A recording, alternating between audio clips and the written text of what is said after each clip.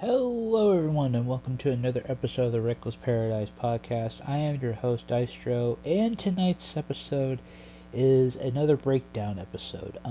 This one is over an album that recently just came out a few months ago, in August, or well, I guess 2 months ago. It is 3 Days Grace, and their album is Alienation. So if you do not know what a breakdown is, it's like we usually take each song and we rank it on a scale from 1 to 10, 1 being the worst, 10 being the best, and uh, however many songs we have, we add all up all the scores, and then we divide it by that number of songs, and we get our overarching number for the grade. Um, so let's get right on to it. We are going into the first song called "Dominate," um, and right off the bat, it's like it made me feel like it was like 3 Days Grace is back for good. I don't really listen to Matt's side of his albums and all that stuff. I usually am just a Adam Gontier fan. But when they were both together, I actually liked both of them together. Um, which is like it's rare to say about a group that was like started with Adam and then Adam left and then Matt came in and all that stuff. But I think it was just actually a good change of pace for the group. I'm actually just kind of glad that Adam is back and just doing it full time and all that stuff. Which I mean, I've always liked his albums more than Matt's.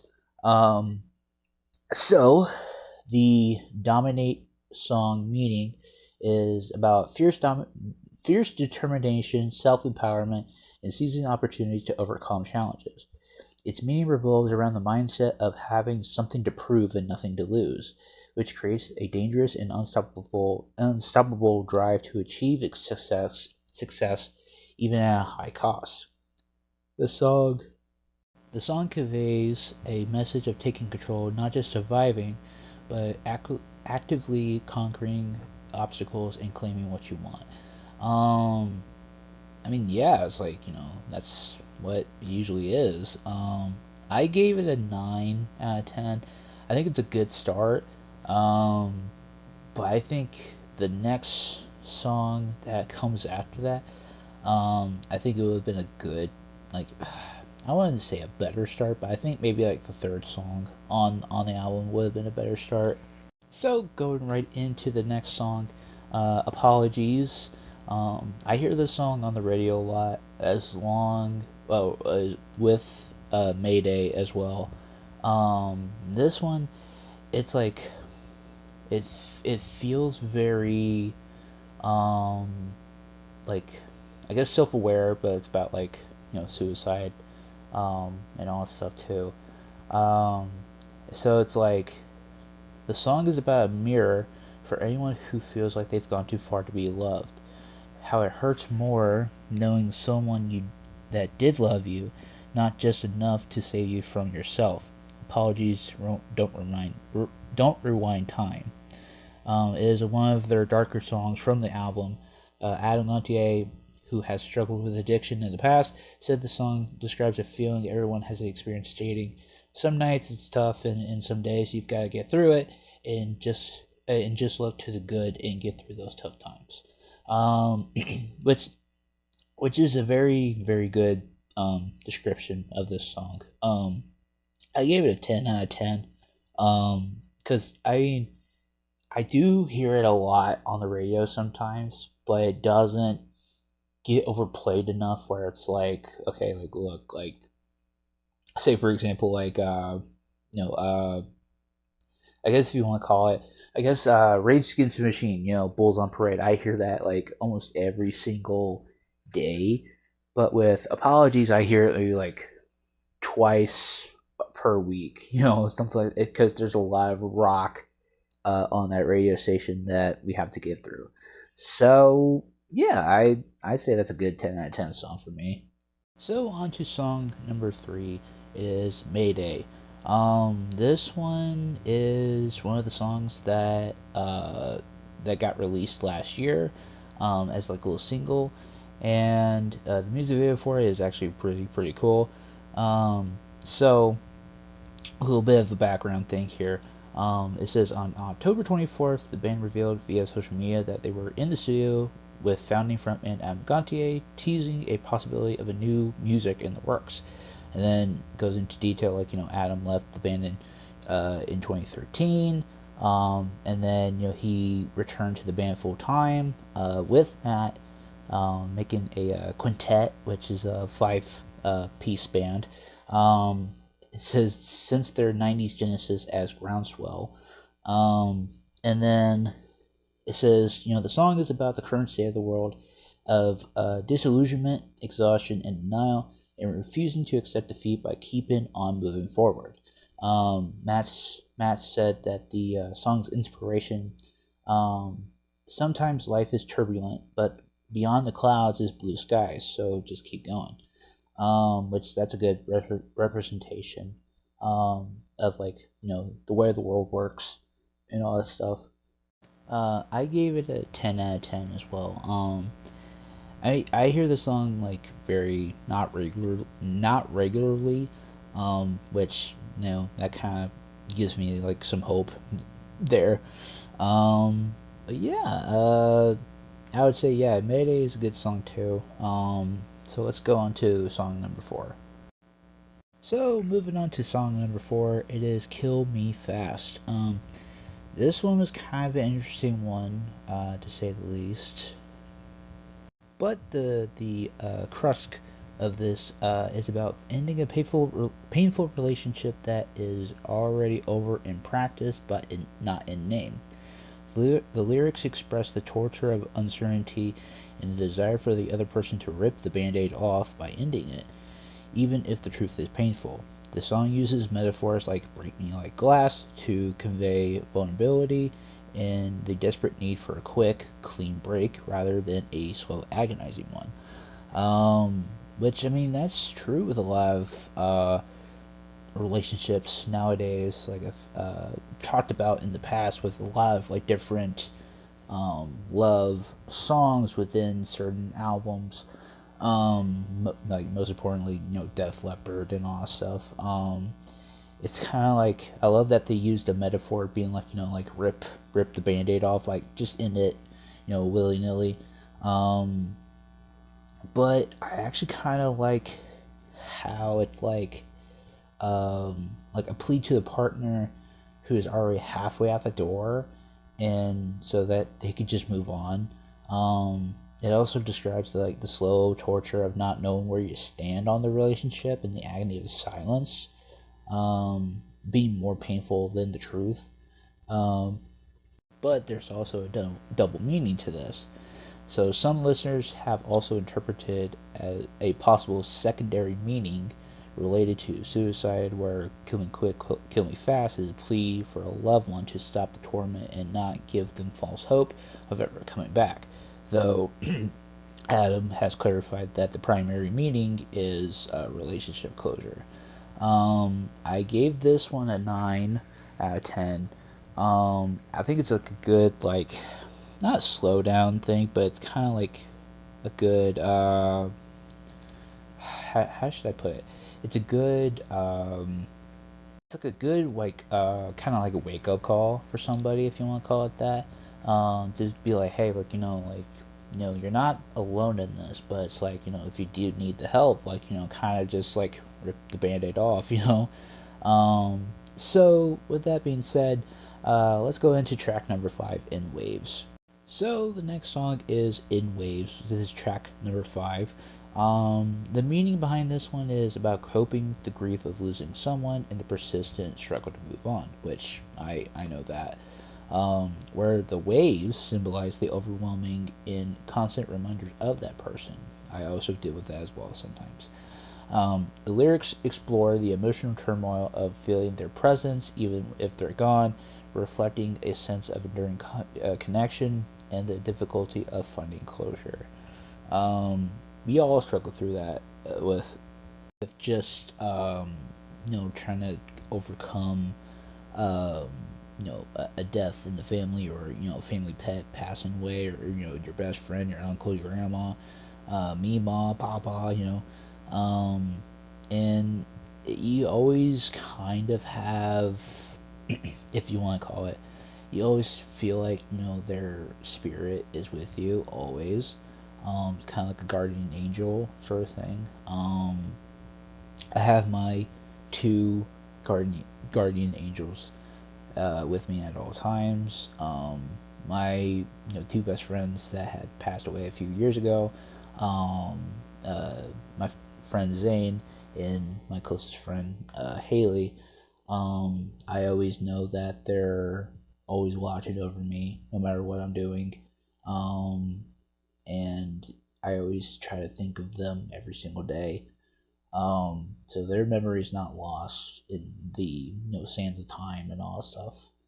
Um, so yeah, I mean, it's always good to have that strong presence with you, even though it's a ghost on your shoulder, but they're always watching over you, and I think that's a good thing to have with you always. Um, so I gave this song a 9 out of 10 as well. Um, and yeah, I think this is kind of like a silent sleeper one. But let's go on to the title track, Alienation. So we're on to the title track, Alienation. This one is a dual concept here, so just kind of bear with me. So it addresses a modern, widespread feeling of isolation and disconnection in today's fast-paced world, while also reframing this feeling of being an outsider as a shared human experience, but not just a personal one. The song's title track uses the line, "We're all outsiders," to transform personal disconnection into a unifying rally cry and find strength in unity. Very well said. Um, excuse me, with the widespread feeling of isolation and disconnection in today's fast-paced world, that feels like a lot of people. Because not a lot of people can feel connected today in today's world in headspace, while also trying to kind of find themselves in today's world. Um, it says the album as a whole explores themes of anxiety, addiction, heartbreak, and disconnect, which can be seen as different facets of the same isolating storm. Which that's very very true. Um, I gave this one a 10 out of 10. Um, it's it's very it's very it's very how am I trying to put this? It's very very well spoken. Like in today's terms. Because not a lot of people can say, well, I'm with this person and I'm with this group and all stuff, but when or before they go to that group, they're still kind of isolated within themselves and kind of feeling like an outsider sometimes.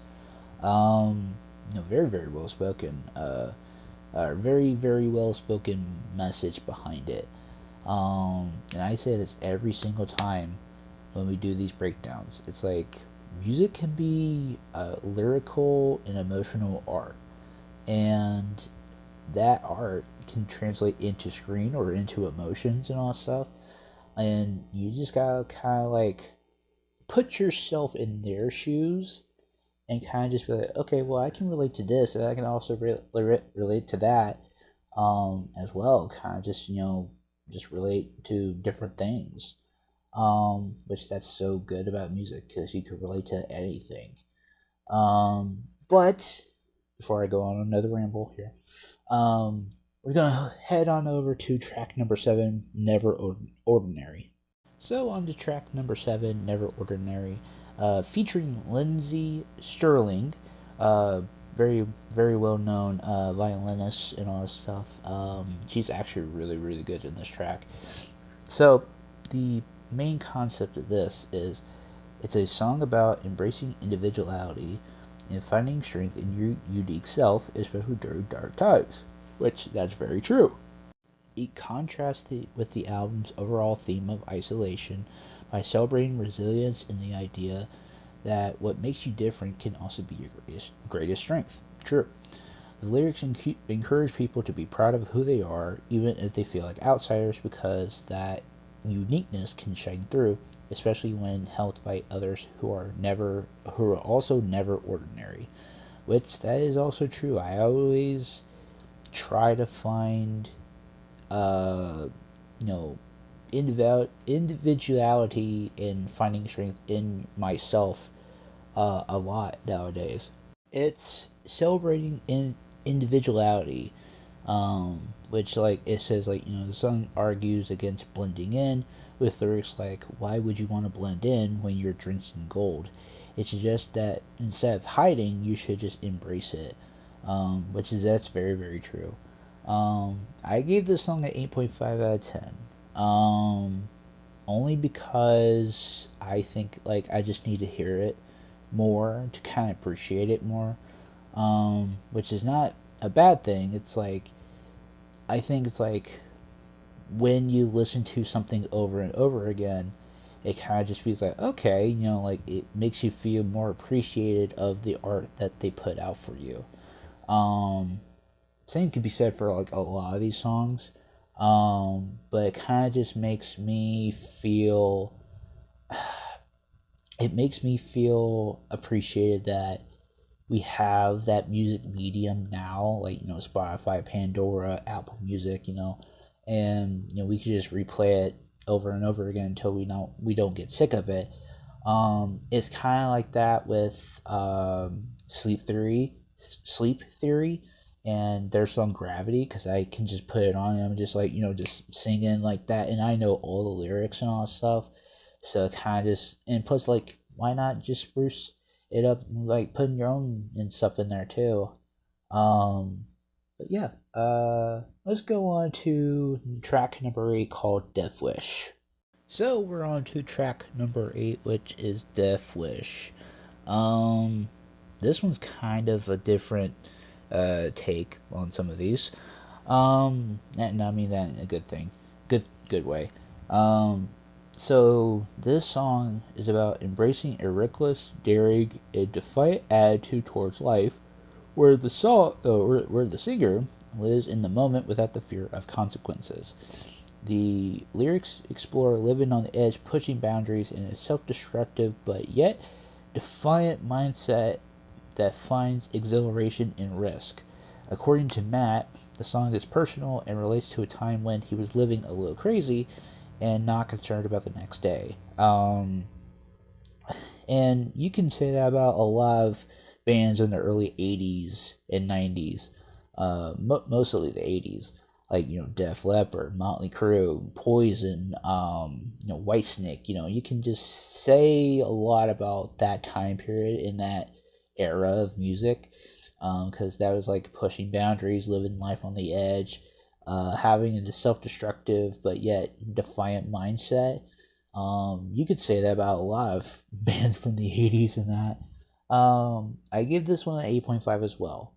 I just need a little bit more, I guess, from it, to like hear it more, I guess if you want to call it that. And kudos to Matt being like, the song is kind of personal to him. And kind of just puts his spin and take on this. Because not a lot of singers can do that and just be like, look, like this is who I was and who I am, and like look to the future and be like, hey, like I learned from my mistakes and I'm sorry and all that stuff, and kind of just be like self-aware, be like, look, you don't want to be like me, so going on to song number 9, Don't Wanna Go Home Tonight. So, going into track number 9, Don't Wanna Go Home Tonight. This one is about nostalgia for simpler times and uh, the feeling of not wanting a good moment to end, which we all want that. But the guitarist Barry Stock was inspired by the Smashing Pumpkins song 1979 to create a song that contrasts a softer 90s alternative rock sound with the band's heavier style, which makes sense.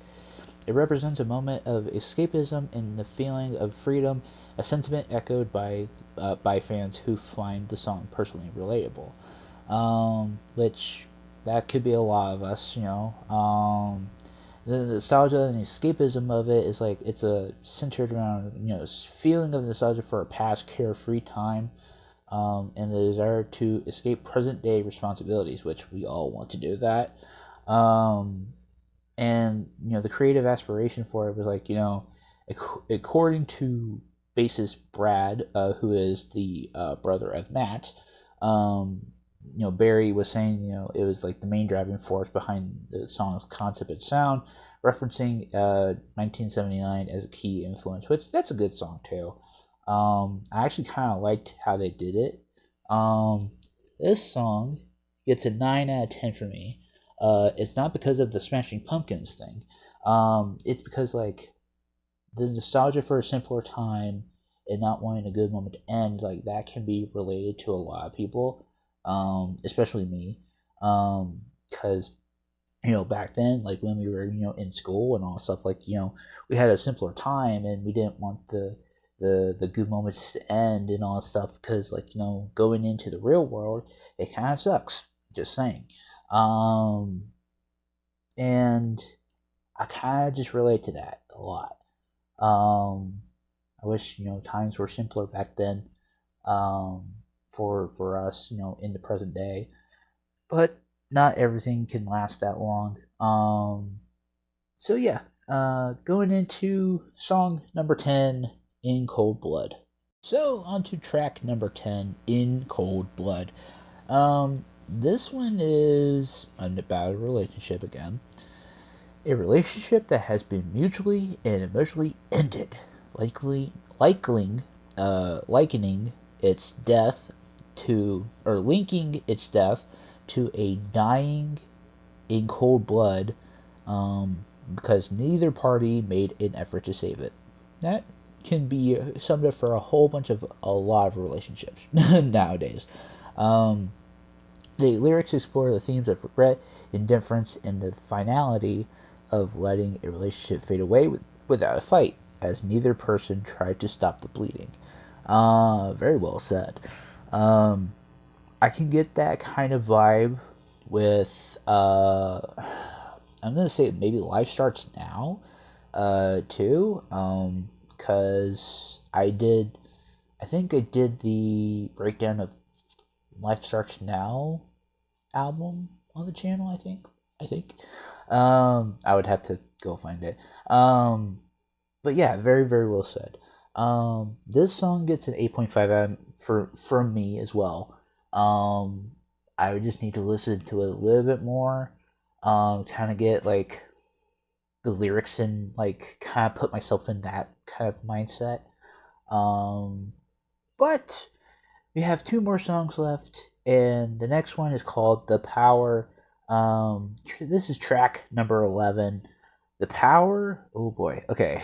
This one's going to be a tough one, so give me a second. So, The Power is about finding strength after a toxic relationship, taking back control, and achieving self empowerment. Which, that's very, very well said. The lyrics describe a struggle of breaking free from emotional manipulation and reclaiming one's life, moving from a place of brokenness to finding peace and independence. That can be summed up for my co podcast co-host, who is behind the scenes just doing her thing right now.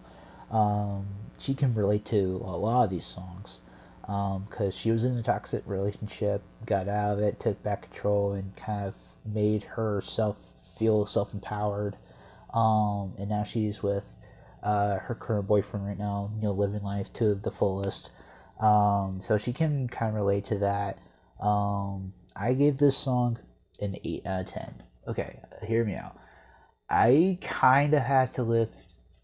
I kind of have to live with that, but I think if I come around to it more, um, just listen to it more, I think I would feel more appreciated for it. Um, but we have one more song, and then this will be finally over, and it is called Another Relapse. So we are on to the final song of Alienation, and it is called Another Relapse. So this one's going to be a kind of a long one, so kind of just bear with me. Grab your popcorn, grab your snacks, whatever have you. So this is a song about the clinical nature of, or cynical nature of addiction, or another form of toxic relationship, with lyrics that explore the struggle to escape a destructive pattern. It serves as a vulnerable and raw conclusion to the album Alienation, which thematically deals with isolation, anxiety, and resilience. The song's meaning is rooted in the feeling of repeatedly returning to a painful habit, despite knowing its destructive consequences, with the lyrics directly referencing this theme through phrases like, "You don't know how much I miss that feeling, maybe just a little taste won't kill me," and "You take me right back, another relapse." Um, so I think it kind of ties it all together, which I think that's a good closer. It's a good closer, good opener, good closer. And the struggle is like being trapped in a cycle of a damaging habit or relationship, which that means that a relapse. You kind of go back to that person, or you go back to that habit, and it kind of just makes you feel like, oh, it makes you feel good all over again. But then it's like it kind of just fucks you over, and then it's like you're back to square one. And you're like, okay, well maybe I won't do that again, and then you go back to that thing. And said in the thing, it said, according to the band members, that it was one of the most vulnerable tracks on the album, and it doesn't offer a neat resolution, but rather presents the difficulty or difficult reality of an ongoing battle. Um, and then the connection to it, and concludes the album, which explores the themes of isolation, the human condition of both struggle and resilience. The song brings the themes of addiction and disconnect full circle, ending the journey with a feeling of resigned vulnerability. So, yeah, I mean, and plus the musical style for it too, it kind of builds from a slow burning riff heavy rock song into an all out attack, and fades out with a crazy riff in the style of Pantera, which I actually kind of liked. Um, and then it goes back into Dominate, which I actually think it was kind of cool. I gave this song a 8.5 out of 10. I mean, it's not the worst closer in the world, but I think if they kind of maybe ended with apologies, and then kind of started with Dominate, maybe ended with apologies, I think it would have been fine for me. Um, but I mean, overall, this whole album was like a good album to listen to from start to finish, because it gave me an opportunity to listen to more 3 Days Grace on top of that. Um, so, with that being said, okay, I am going to tally up all the numbers and divide it by 12, and then I'll get the final score, and then I'll be right back. So, stay tuned. So, I am back. I tallied up all the numbers divided by 12, and I got a 90. It's not a bad score. The score that is really not going to be beaten. It is the self-titled Daltrey album that I just did a few weeks ago, and that was 100. So I think it's that, and then another album on top of that. I think it's both of them are hundreds. I think. Um, so, yeah, I'd say this is a very very good album. A good comeback album, I should say maybe. After 2 years after Explosions came out 2 years ago, they were on hiatus for a while. Doing new music and all that stuff. I'm actually kind of glad that they kind of meshed Adam's style and Matt's style to the group. Um, and I'm actually kind of glad that 3 Days Grace is um, back in full swing. They're back together making music and all that stuff. But yeah, this was actually kind of fun. Breaking down a recent album that came out, like 2 months ago. Uh, but with that being said, if you liked this video, please make sure to follow us on all social media links in the description below, which will take you to our Linktree page, which will take you to our Instagram pages, Twitter pages, my gaming YouTube channels on there, the podcast Reddit page is on there, and tonight's song of the night. It is a 3 Days Grace song, obviously, and it is going to be Mayday. There is a music video for it. If you haven't seen the music video, you're living under your fucking rock. Um, but yes, that is the end of today's episode, or tonight's episode, I should say. Um, and yeah, I will see you guys next Thursday. Peace.